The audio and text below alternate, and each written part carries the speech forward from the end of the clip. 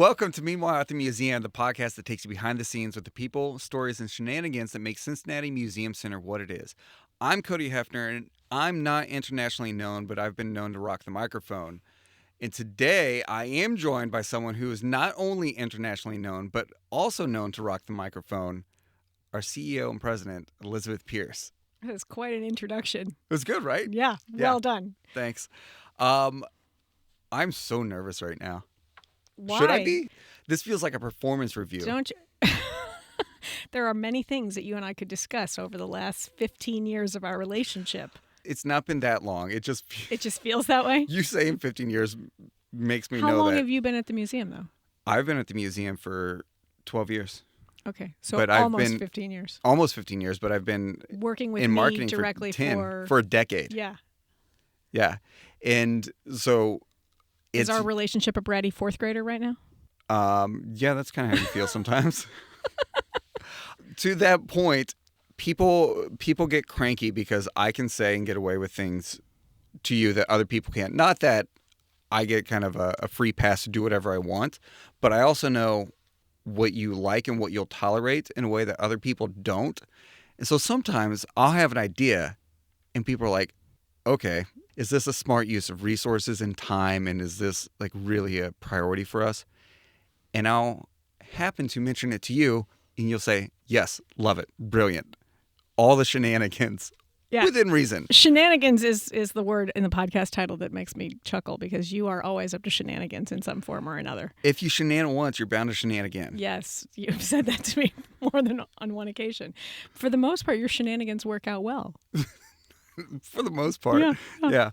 Well, so you put your phone on silent. No, you turned your phone off completely because you said the only person you need to talk to is in this room right now. Yes. You're going out of town on vacation once, and you texted me and said, I'm heading out in a little bit, but I'm available for you if you need anything. And I said, great. And 5 minutes later, I called you and you did not answer. Psych! Nor did you return the call. So I was like, well, that's great. That's a great sentiment. It just didn't work out. I'm sure there was some reason that I couldn't pick up the phone immediately when you called me, but you know I'm always available to talk to you. I know, for the most part. Yes. So I always joke that I either know someone's title, and this holds true for a lot of people throughout the museum. You know someone's title, but you don't know what they do. Or you know what they do, but you have no idea what their title is. Are you unclear about president and CEO? I think some people might be. Okay. I would like to hear how you describe your role here. I was just thinking about this actually because there was a conversation. An identity crisis? It was more about like, you know, how many plates are spinning and who's like the master plate spinner.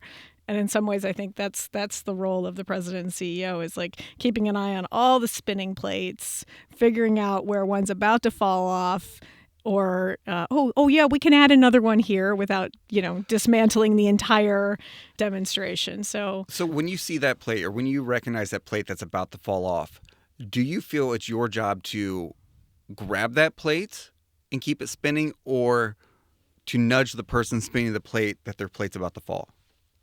It's a combination of the two. I think it depends on what the pattern on the plate is. What a diplomatic answer from a CEO who's worked in the field of PR. There we are. See? Yeah. I try to know my way around some things here and there.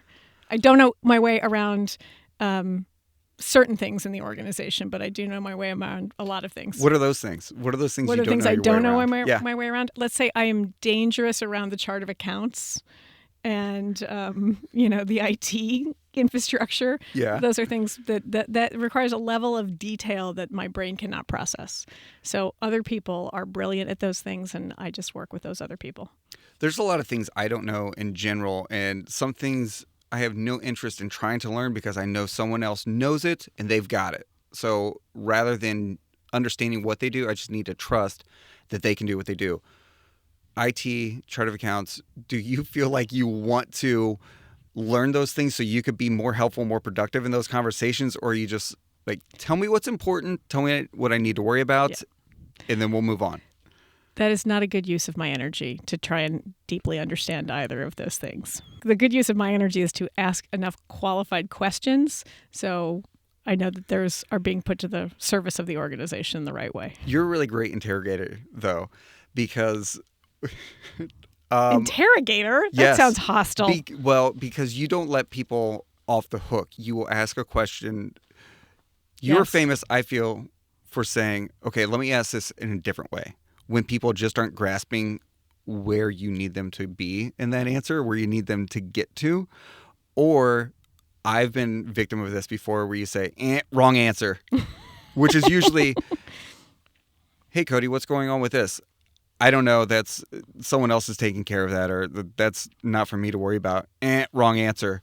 To which I know, I'm going to ask that question. I'm going to figure that out so I can get back to you. There we go. I am married to a guy who likes to ask a lot of questions. So I think the Pierce family, just an inquisitive bunch. Yes, has rubbed off on me in a variety of ways. So, and I like the 5 whys, right? So like, let's get to the heart of what the thing is. And people are busy and they're kind of trying to do their thing and they don't want to be bothered by having to answer too many questions and they'll give you a deflective answer or an answer that's incomplete. And that is my job as the president and CEO, is to investigate the question enough to get to the heart of what either is the opportunity or the obstacle that needs to be moved, or really think about, like, let's understand deeply what we're trying to get accomplished. In that role as the leader of the organization, and if you think of it kind of as a coach, do you find yourself, and I can imagine the answer, but I'm going to try to push you on it, as that coach that's a motivator, or that's a teacher that you are teaching, or you kind of the tough love, like that you're hammering people to get them, like, are you using the carrot? Would you like to answer the question for me? For job security purposes, I am not permitted to do that. I think that I am, you know this about me, I'm impatient about getting things done. So I probably, hopefully I'm a mix of all of those different characteristics that you described. But, for me, working at Museum Center, it's clear the mission and the vision that we have and what we've been trying to get accomplished.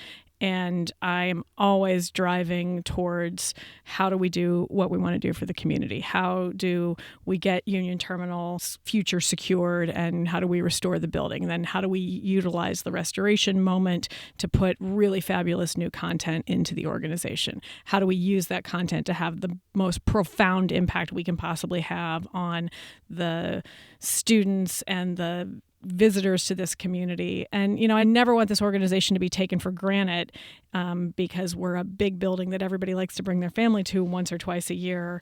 I want people to have a much deeper relationship with us and understand the role that museums can play, that this museum in particular plays in kindergarten readiness, in workforce development, in a culture of curiosity that will help drive people to be the better versions of themselves in all ways, to be an organization that has the treasures of our community that share with us and unlock what's happened in the past so we can continue to learn from it. So I am relentless in my pursuit of that. If anyone was paying attention, you just nailed the talking points for the organization, the mission, the strategic priorities of the organization in that brief soundbite. Because you're more of a person, you cook without the recipe. You are right about that. Like, yes, we do, as an organization, we do have a strategic plan that we do follow. But stuff happens in the world that necessitates us to be a little bit different from time to time to serve the community best. Sometimes the community needs us to do this or to behave in this way. Sometimes we need to address these things. I am an opportunist in that regard, absolutely. Well, you are, and that it's, if you're cooking for certain individuals, you may change a recipe in a certain way.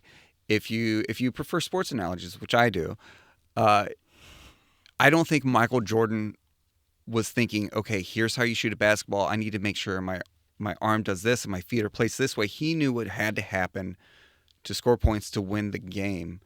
And do you feel... I'm not nearly as competitive as Michael Jordan is, but are you sure?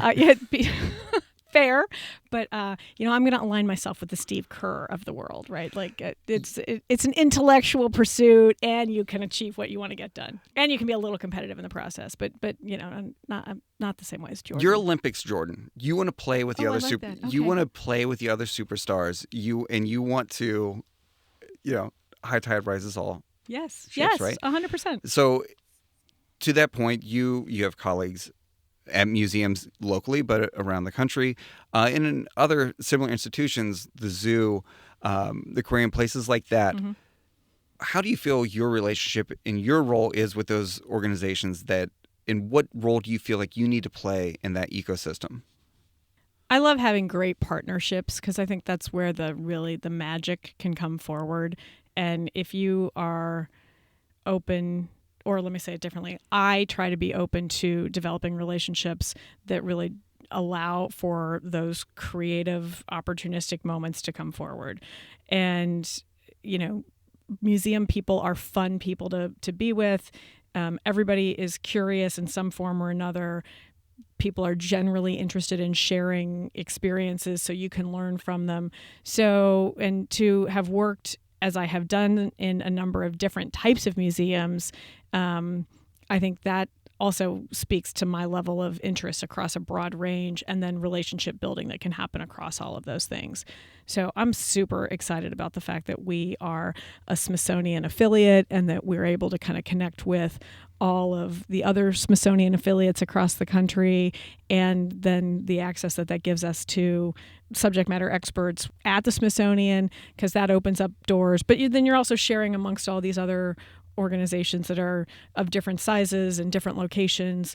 I'm thrilled with the Association of Science Museum Directors group because they are just cover a huge range of different types of museums, but everybody has a level of interest in a great visitor experience, a great collections care opportunity, and then working with subject matter experts.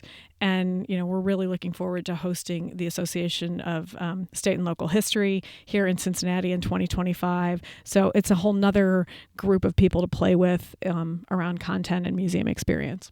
Do you ever feel like you have split personalities working here?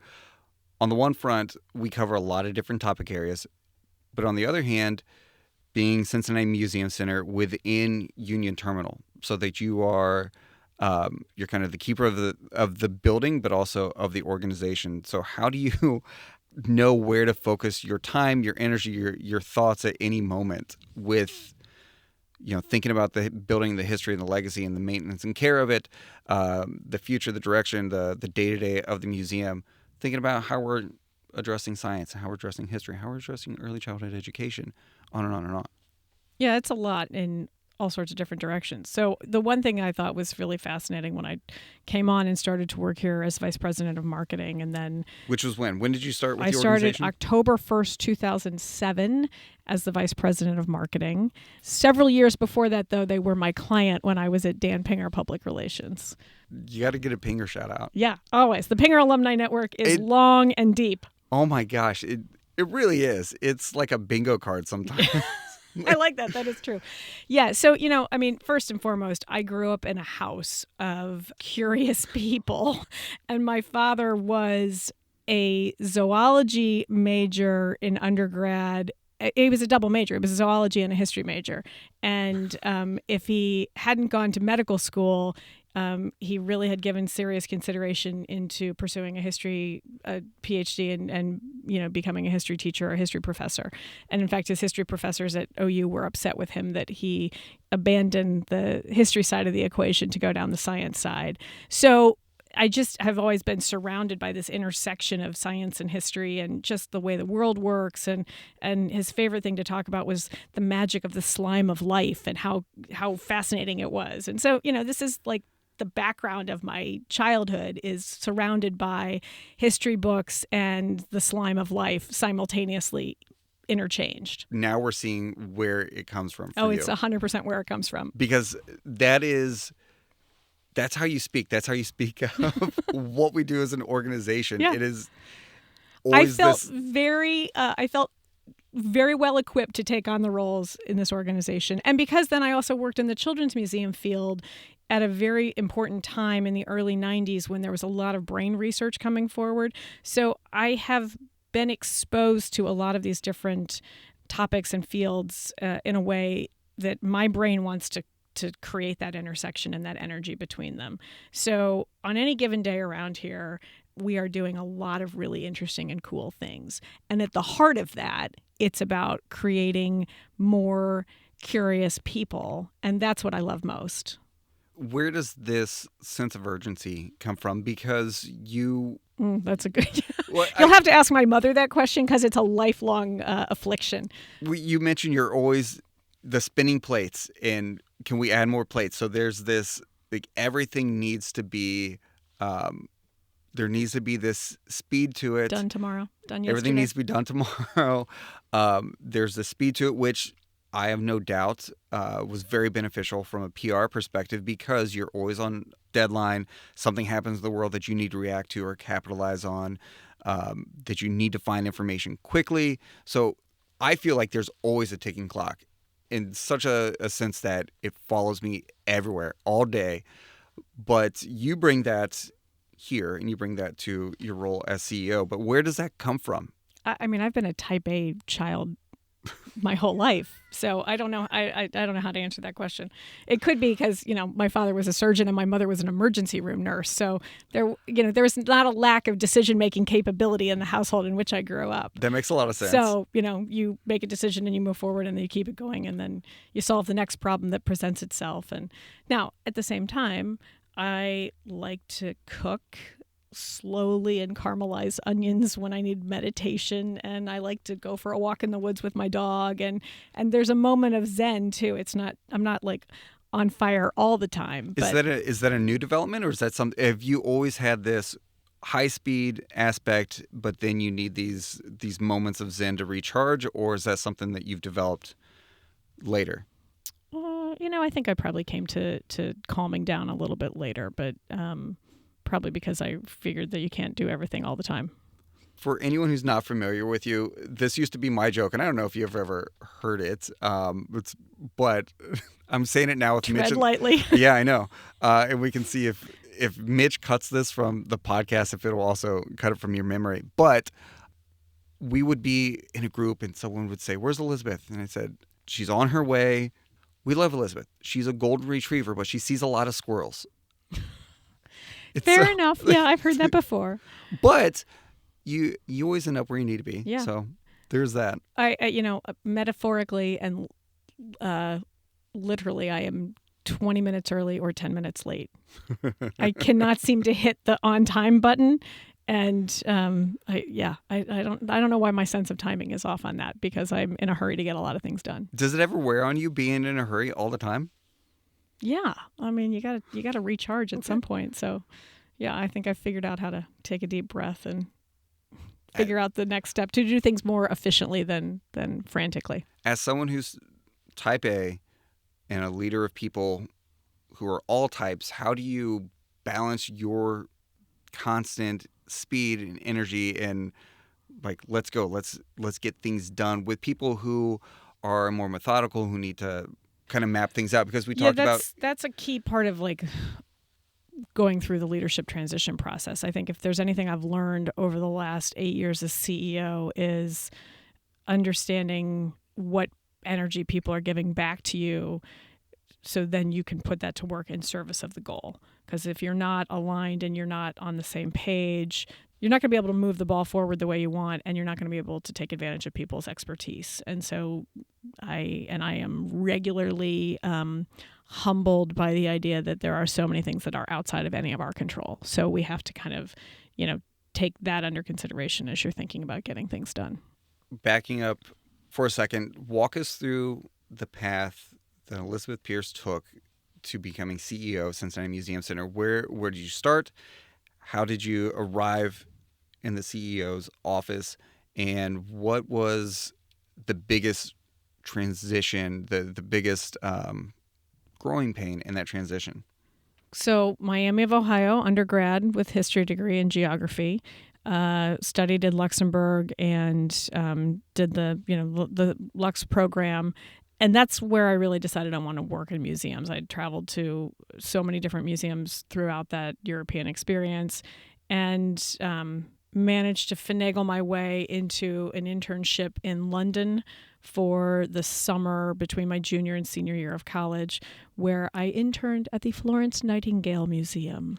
Oh, wow. And got a chance to see a small museum up close and personal with a very specific story and, objects that had come back from the Crimea, and her, the role that she played in kind of professionalizing healthcare and nursing. And when I got back to Oxford senior year and had the experience of the fall where all the accounting and finance people are walking in with their job offers and they're all ready to go to Chicago and start their management training program. And I thought, oh my gosh, how am I going to figure out a job in museums?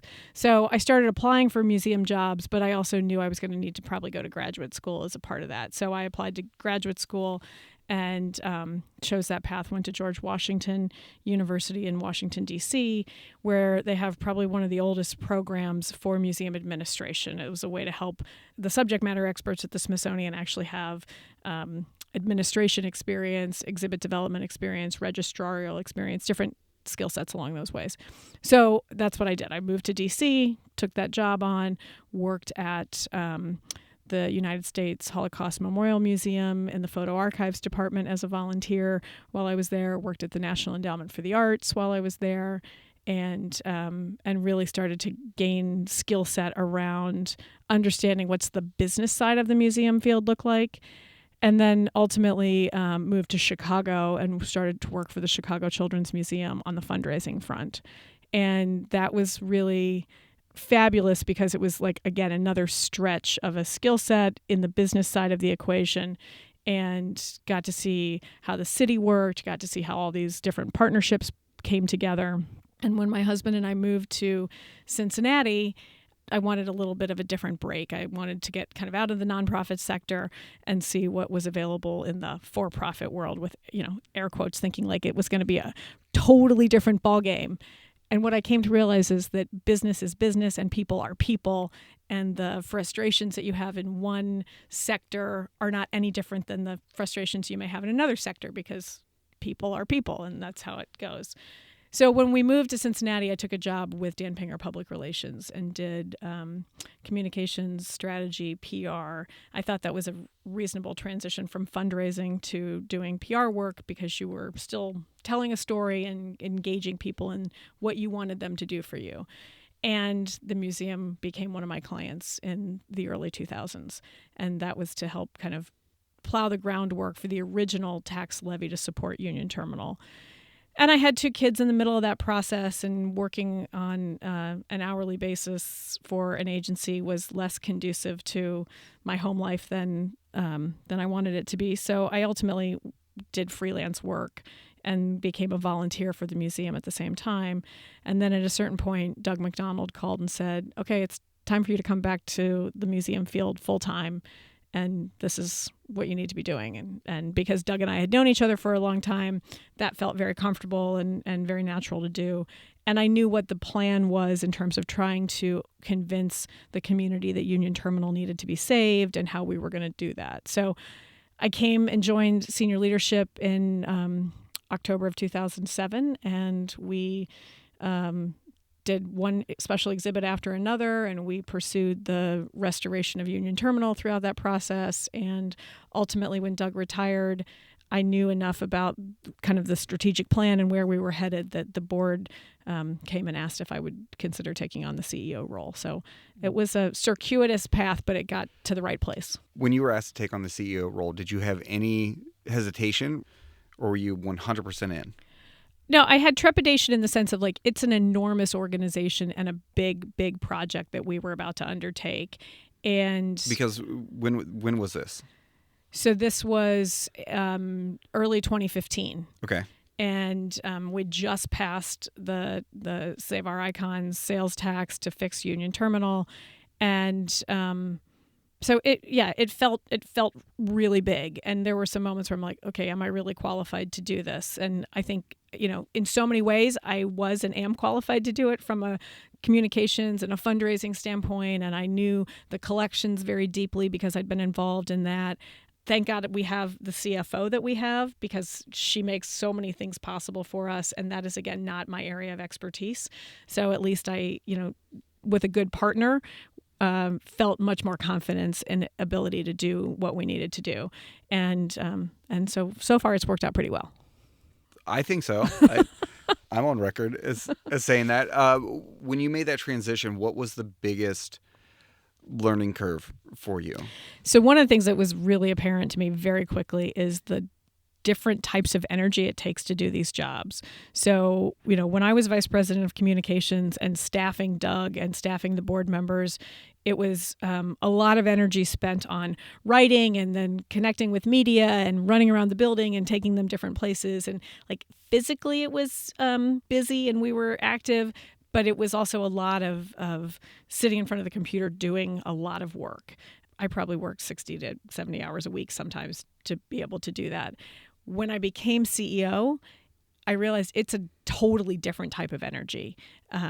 It's much more engaging with people, even than I thought I had done previously as vice president of communications, and with events and other activities that you have to do.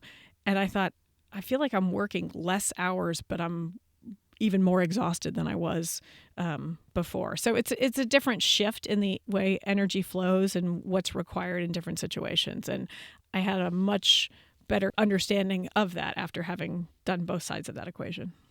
So what would you consider your tenure and involvement with the museum? Because you joined formally in 2007, but walk it backwards from there. And when would you say your working relationship with the museum started? That started in 2002. Okay. And then I was a volunteer on the Children's Museum Advisory Board. And then as a result of that, was on the Board of Trustees for a period of time. So I was in this volunteer leadership space from 2003 to 2007. In your 20 plus years then with the organization, what are some of your proudest moments? Oh my gosh, there are so many. That's just because this organization is incredible. A couple of the key moments that are just super highlights among so many others are passing the Union Terminal sales tax, right? That's fundamentally what I came here to do many years ago. And to do it with such a resounding percentage of the vote was just like a huge exclamation point on the way the community feels about Union Terminal and all the different stories that have come forward about people's relationships with the building. So getting that done was unbelievable. And then, getting the restoration done in such a spectacular way where this building is recognized internationally for its work in restoration is just unbelievable. Now, I had significantly less hands-on to do with that than I did on the levy campaign because I had to turn all of that over to architects and engineers and other things. But yeah, restoring this building for the future of our community is a huge highlight of that. The other thing that goes more to the content and the programmatic stuff of what we did is to be recognized by the Institute of Museum and Library Services as a National Medal of Museum Service. And that happened in 2009. And that was a huge testament to so many people's work that had been happening over time. So think about the fact that the museums were independent organizations until they came together in this building and actually merged together as a corporate structure in 1995, and the Children's Museum joined in 1998. So we're still a relatively young organization if you start from the moment that the merger took place in 1995.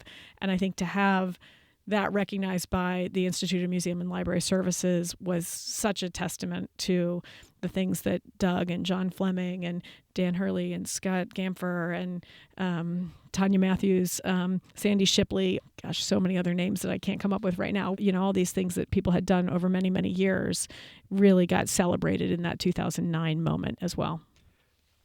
So going from thinking of the sales tax levy, which was 2014, passed 63% yes, which is almost 2-1. Yeah. Which is pretty fantastic.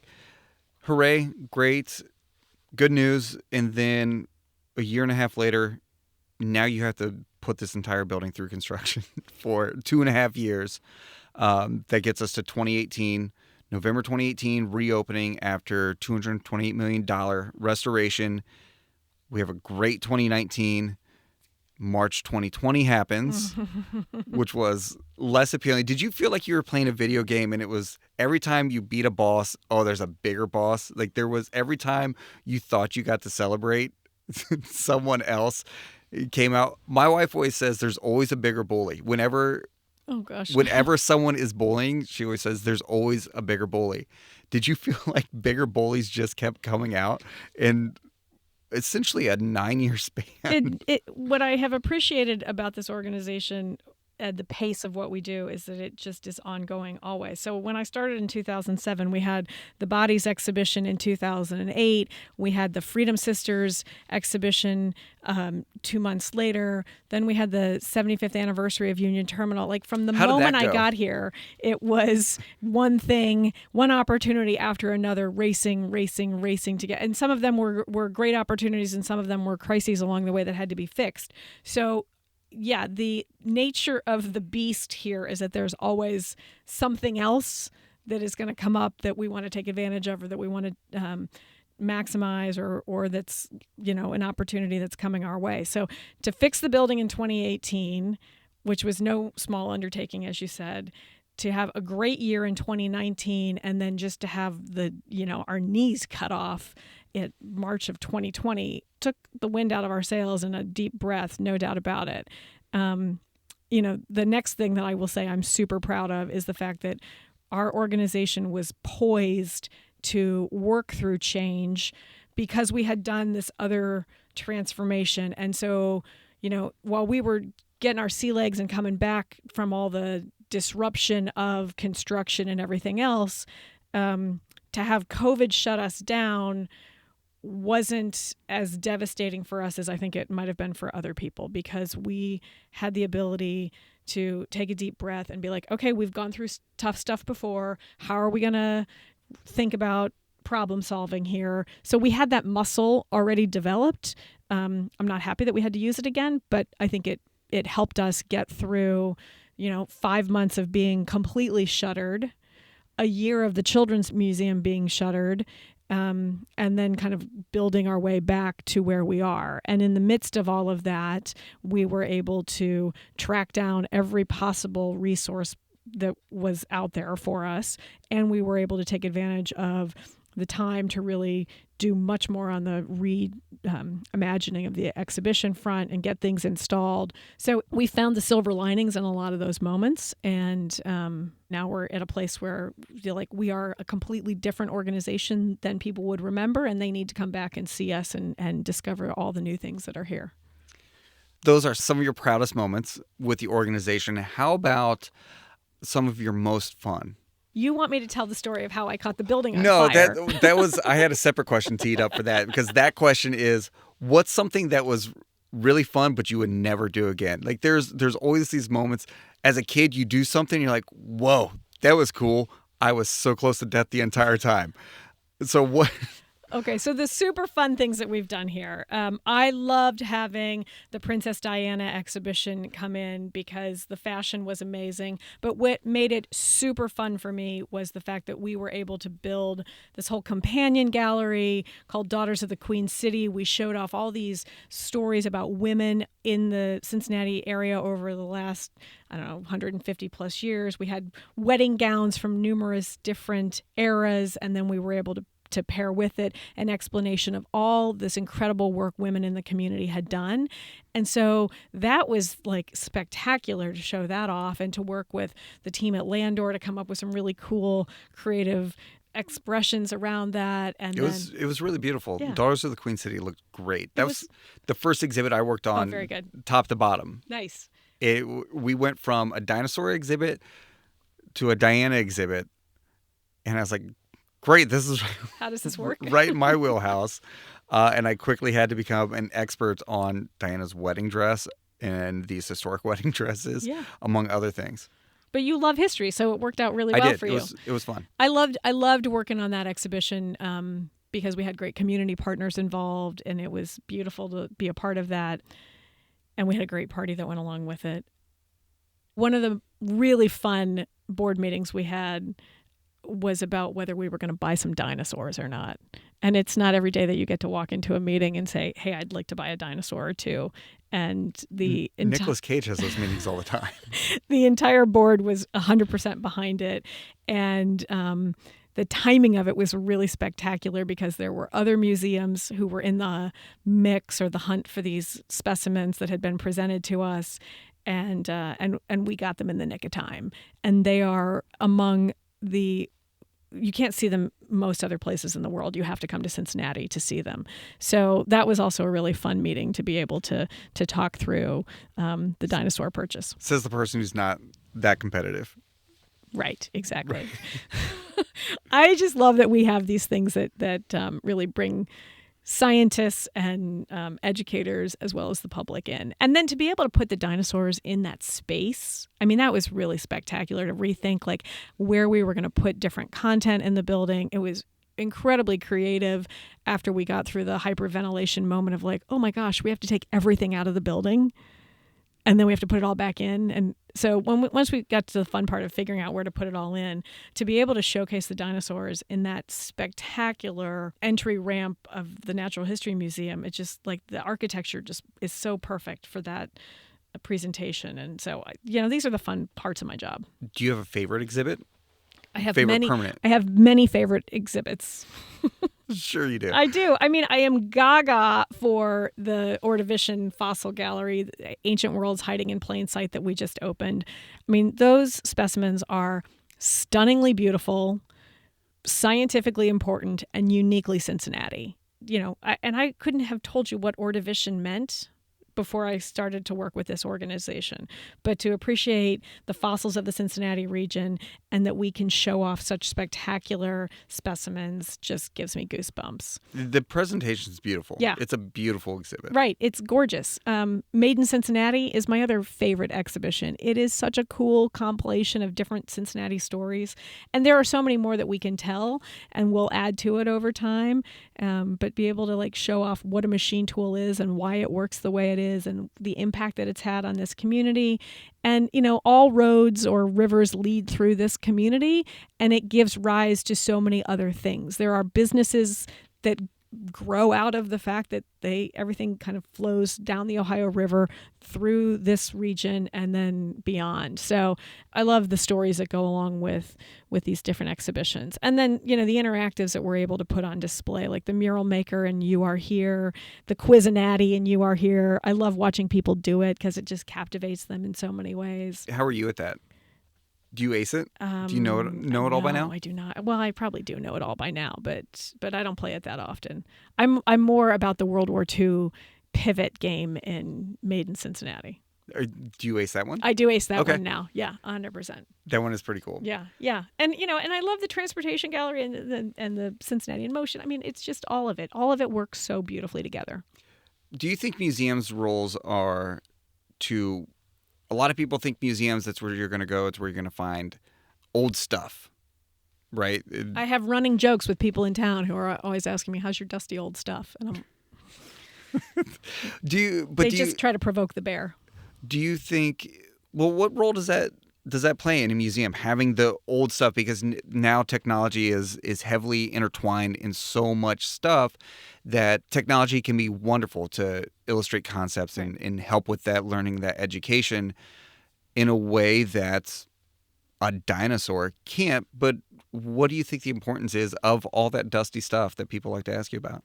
I think it's the touchstone to all of it. Like, right, when you and I go into the history library and we look at the documents that Abraham Lincoln signed and wrote in his own hand, like that gives us goosebumps, right? Like, you and I kind of geek out about that together. You're seeing something that he actually wrote. Right. Like even today, a handwritten note. Well, let's not get into the debate about the fact that nobody can read cursive anymore. But just like the real thing matters, right? When we had Destination Moon and we brought in the Apollo 11 capsule. And the cover of Night. It was wild. And I'm kind of speechless, right? Like, and you see where it's charred from how it went through the atmosphere to get back to the Earth.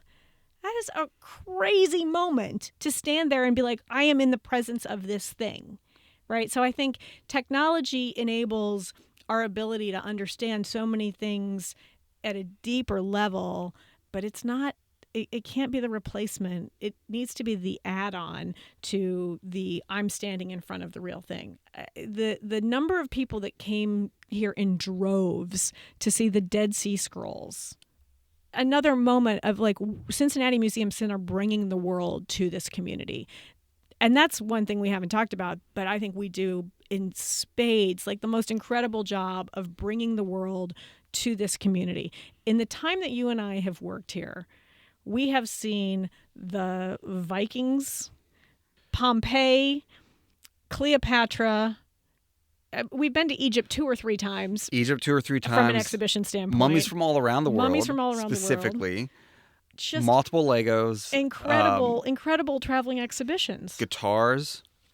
Oh my God, the guitars are super fun too. And I'm not even, I don't know how to play the guitar, but I can admire the artwork that goes into all of it as well. So having the artifact is a powerful, incredibly powerful moment. And then you can put all these other things kind of around it. Okay, let's talk about the 75th anniversary of Union Terminal. I mean, that's a huge moment for the organization. I imagine you had some spectacular celebration. What did that look like? Yeah, the 75th anniversary of Union Terminal was the beginning of my love of an anniversary celebration because you could just milk it for months and months and months. And so we kicked off the 75th anniversary of Union Terminal with a fabulous cake and the opening of the time capsule. And then later that year, we decided we would have a fireworks display over the top of Union Terminal. We were going to take these fabulous photographs and print them as posters and be able to sell them everywhere. And all of this was going to lead up into the 75th anniversary gala that we held in October of 2008. So it was a really lovely cadence of celebrations all the way through. And we were very excited to have the fireworks display until the fireworks that rained down over Union Terminal caught a bush on fire in front of the building. And my photograph, my spectacular poster photograph, was disrupted by the fire trucks arriving at the front of the building to extinguish the burning bush in front of Union Terminal. What did that burning bush tell you? It was prophetic in all sorts of ways. And thankfully, we were able to replace that landscaping when we did the restoration of the building in 2016. We don't have large bushes in front of the building anymore. And I may or may not be directly responsible for that. Thank you, maybe, for that. Technically, now you probably could greenlight another fireworks show. But what is something that you flex your executive muscle on, where you take advantage of your role? I often will host people for lunch in the Union Terminal President's office. And that's a nice way to have a moment of quiet and show off a great space that lots of other people don't get to use. And, I might slip in the back door of the OmniMax when I'm curious about a film and maybe just get a glimpse of it here or there. And I may or may not have pressured Dave Jasinski into getting the right information about the Taylor Swift OmniMax. Which was the right decision. That was pretty special. Thank you. I appreciate that. What's your favorite Taylor Swift song? Oh my gosh. Shake It Off is one. There's so many good ones. Okay. Yeah. I think you should just stand with Shake It Off. No, that's a go-to for me because you just need a little energy and you need to be like, bad vibes can go somewhere else. So, okay. Yeah. Do you have a single best day in your time with the museum? No, because they're all, not all of them are great, but the vast majority of them are fabulous. And on any given day, I get to touch so many different topics that my brain is ignited in a really fabulous and meaningful way. So, that for me is a really good day, is the fact that we can go from understanding community partnership to planning a special exhibition, to figuring out a really important donor conversation, to walking through the rotunda and hearing the noise of families who are having a great time. So that's a really good day. That enthusiasm for every day, that excitement for it. Do you ever feel as a CEO that you can't have that childlike enthusiasm? Like you have to be more buttoned up? Do you ever get critical of yourself in that way? No, I think the benefit of our content is that we get to play with all of that energy and enthusiasm. You know, if we weren't this intersection of science and history and early childhood, you know, maybe that would feel silly to be as childlike and as enthusiastic as we are sometimes if we were working with one specific piece of content or another. But because we are this place that the entire community gets to come to across a range of things, and because we want to cultivate curiosity all the way through, I want to be whimsical. I want to throw humor into the conversation and give people a sense of the joy that we want them to have when they're here. And, you know, I mean, I'd probably tone it down if I have to go to the county commissioners or something. I'm not as joyful as I am in other places. But yeah, I think that's the whole point. Is like we want people to be excited about coming here. But that's just who you are. That's like baseline experience of just constant enthusiasm, excitement. I was the captain of the cheerleading squad. I was going to bring it up, but you... When I wasn't too busy nerding out over student council or National Honor Society. So, you know, it's a mix Were you of all of president that. of student council? No, I was president of National Honor Society. I was vice president of the student council. How magnanimous of you. I'm still a little competitive about losing that vote. Was it? But it worked out okay. Was it early America's voting? So did the first place vote getter get president and second place got vice president? Yes, Oh, wow. Yes, yeah. Okay. But, you know. But were you puppeteering behind the scenes? No, I didn't. I hadn't figured that out yet at that point in time. Okay. So you admit that is a skill. How can you be in PR and not be puppeteering in some form or another? You're not puppeteering. You are prioritizing information and you're packaging that in the most appropriate way. I have I'm cavelling with pride right now for the fact that that's the way you've packaged it. So you clearly have learned with me along the way. I got very irritated once because someone said, well, Cody, can't you just spin that and like make it interesting? And I said, no, because it's not interesting. And the only way I could make it interesting would be about lying about it. And it was not a museum specific topic. It was ancillary to that. But I'm like, we don't spin information. Right. No, everything is factual. You have to present the information as it is. Exactly. Yeah. So you've done my job. Yeah. Which I'm reminded of, but it's nice because now I get to remind you how to do it every now and then because you've been out of this for so long that I have to kind of refresh you sometimes. Yes, indeed. But if you could trade roles with anyone in the museum for a day, who would you trade roles with?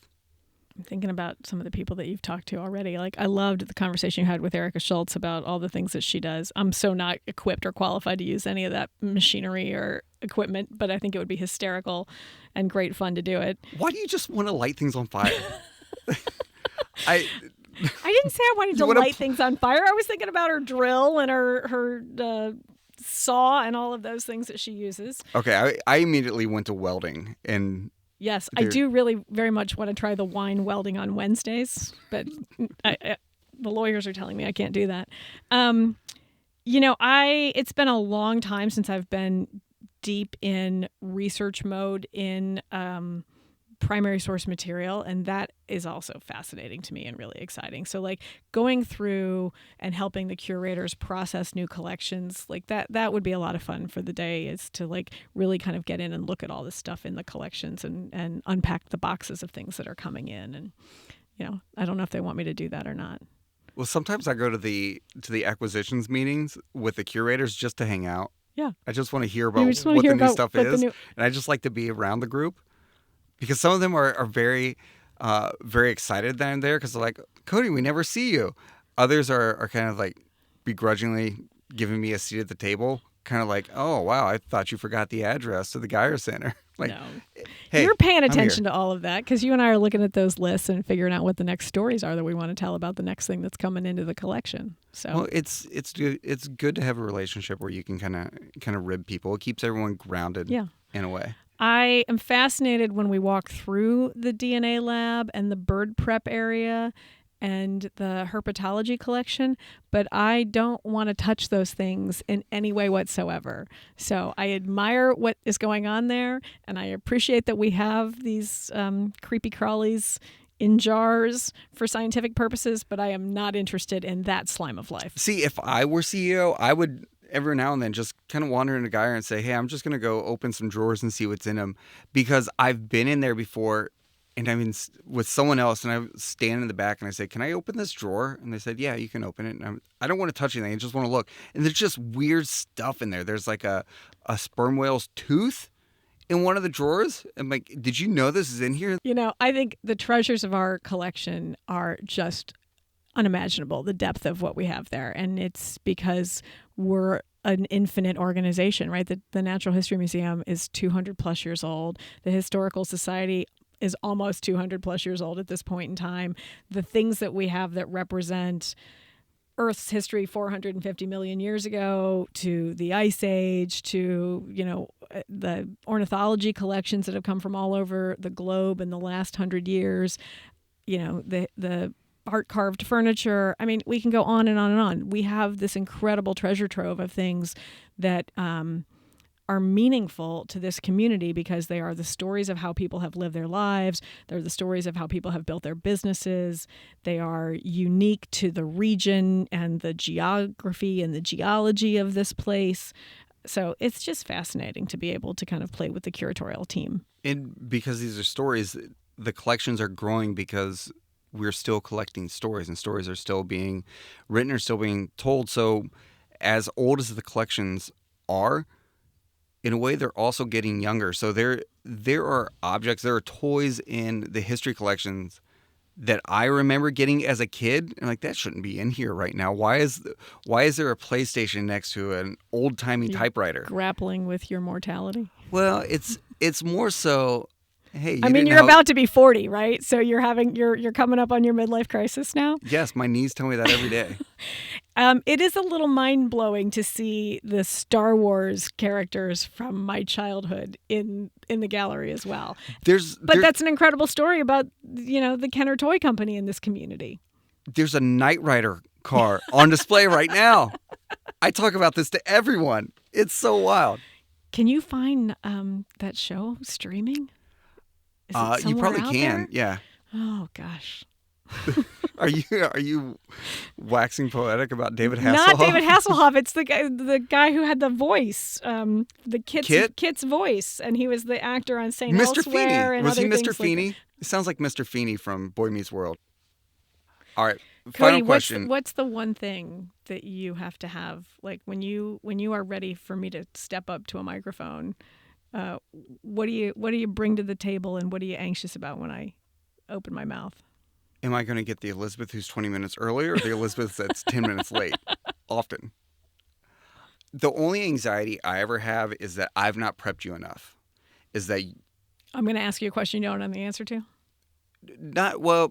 not necessarily. I don't want you to get a question where I'm watching you struggle through it or dance through it, because you're very good at tap dancing and bantering and kind of vamping. But I don't want you to get hit with a question that you thought you were walking into an interview or talking points that were about A, but they're really about F. And it's a long way to go from A to F. But It reminds me of a Billy Cunningham interview I did once, where I thought I was going to talk about an exhibition. The next thing he wanted to know was my consideration of the Brent Spence Bridge project. That was 10 plus years ago, though. Having a CEO who has been in this role, who has been in this field, is very helpful, because things like that are going to pop up. But I'm always concerned that I've left someone hanging to dry. So I don't want to leave you out to dry. I appreciate that. Elizabeth, thank you for joining us. Thank you for taking time out of your busy day and for helping us keep this plate spinning. My pleasure to be here and to talk with all of you. Speaking of all of you, thank you for listening to Meanwhile at the Museum. Remember, if you liked what you heard, please rate and subscribe, but more importantly, come see for yourself. Visit cincymuseum.org to see the latest reasons to visit. If you have any questions, comments, or just want to tell us how much you love the show, send us an email at meanwhile@cincymuseum.org. Thanks for listening.